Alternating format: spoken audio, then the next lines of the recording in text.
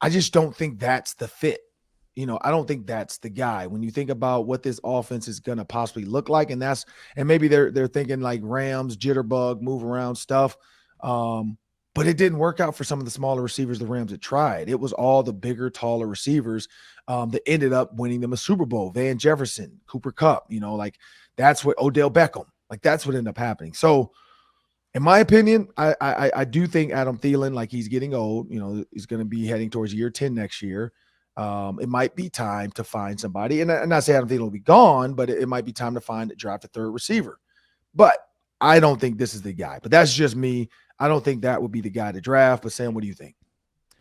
So I'm looking at the future of the receiver position in Minnesota. Justin Jefferson is going to make a mint. He's going to make $200 million or something close to that if he stays in Minnesota. Adam Thielen is due $19.9 million next year because they moved his contract around, right? They kicked the money down. So they're not paying Adam Thielen $19.9 million. I mean, that is just asking for a restructure. Now, if Adam Thielen has a huge year and says, hey guys, I'm not taking a penny less. I mean, we don't know what Adam Thielen's future is because he's at that point in his career where he does have to talk about the money every single year. Then you've got KJ Osborne. He's entering the final year of his deal next year, right? So if you're paying Jefferson massive amounts of money, probably, if Thielen is still making a good amount of money, you're probably not going to be able to extend KJ Osborne. I mean, and he might be that unfortunate piece that you have to let walk because you can't afford to keep three highly paid receivers around if Osborne earns that. So to keep refilling that tank with top receiver talent, I don't know if this is the right receiver. This is just a name to me. I haven't scouted college football at all.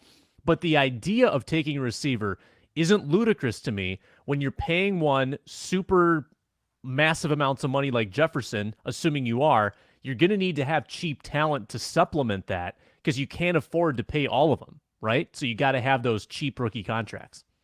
Yeah, and the name, and I'm sorry, I forgot to say the name. The name is Josh Downs, people. Josh Downs, wide receiver out of North Carolina. But you have to think about North Carolina had a top quarterback last year in the NFL draft. They had a guy that people thought could be a first rounder, and he had 1,300 yards. He had 8 touchdowns, and he had 101 catches. But this is the key. All that came from the slot. He did that in the slot. He wasn't their number one outside guy. Now, yes, now in the slot, that's ridiculous. Like 95 to 100 catches out of the slot. That's crazy. But is that going to work in the NFL? Like, are they going to move? Like, would that be a thing to say, well, we're drafting a first round pick slot? Like, can he go outside and get off press man? Like in the slot, you get the motion. You get to be 3 yards away from your defender. You're getting a head start towards them before they can't really jam in the slot.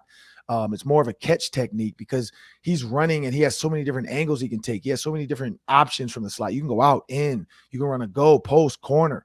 Like there's so much from the slot. When outside, it's a little bit more, you can kind of figure it out. If a guy's lined up wide, he's running an in-cutting route, he lines up inside the numbers, then it gets a little tricky. If he's 2 yards inside the numbers, it's probably an out-breaking route. So the outside gives it away a little bit. Where slot, it's one of those things where that's why Cooper Kupp dominated the slot. I don't see them drafting the guy because I feel like Justin Jefferson is going to spend a decent amount of time this year motioning into the slot, him and Adam Thielen, because that's where the guy got loose was Cooper Kupp in the slot. So I don't see them drafting a first round pick that's going to be a slot guy. And also he was playing, like I said, he was playing with an NFL caliber quarterback last year. Let's give him a year with whoever North Carolina has at quarterback this year. And I guarantee we're not going to be saying first round pick Josh Downs to the Minnesota Vikings. Like I don't think you can't, it's tough to have the same production with a new quarterback in college football. Like we've seen it time and time again where these coaches try to reload with a new guy. Sometimes it works. Sometimes Oklahoma found a way to do it with Lincoln Riley. That's why kids are following Lincoln Riley to USC. Not every college coach can get that production out of a next quarterback. That's why Tanner Morgan's holding on for 10 years. Like, I think they're nervous about who's next. Like, we think we can get something done with Tanner. I mean, Tanner's been with the Gophers as long as Adam Thielen's been with the Vikings. Like that's what's crazy. Pretty much. Basically. So when you think about that, when you think about backup quarterback in North Carolina, now the new starter, Is this kid, Josh Downs, going to get you the same 1,300, almost 1,400 yards and 100 catches? I don't know, but I don't think so. Like NFL-style quarterbacks in college make receivers look way better than they are. We learned that early with Henry Ruggs. Henry Ruggs got drafted in the first round because of what Alabama did with Jalen Hurts and Tua Tagovailoa. You get up to the NFL, and it's just, whether it's the drops, whether it's, hey, he's just a speed guy, can't really run routes. We saw that. Jerry Jeudy was still legit. Some guys are Justin Jefferson played with Burrow, but he's still legit. Jamar Chase played with Burrow, still legit.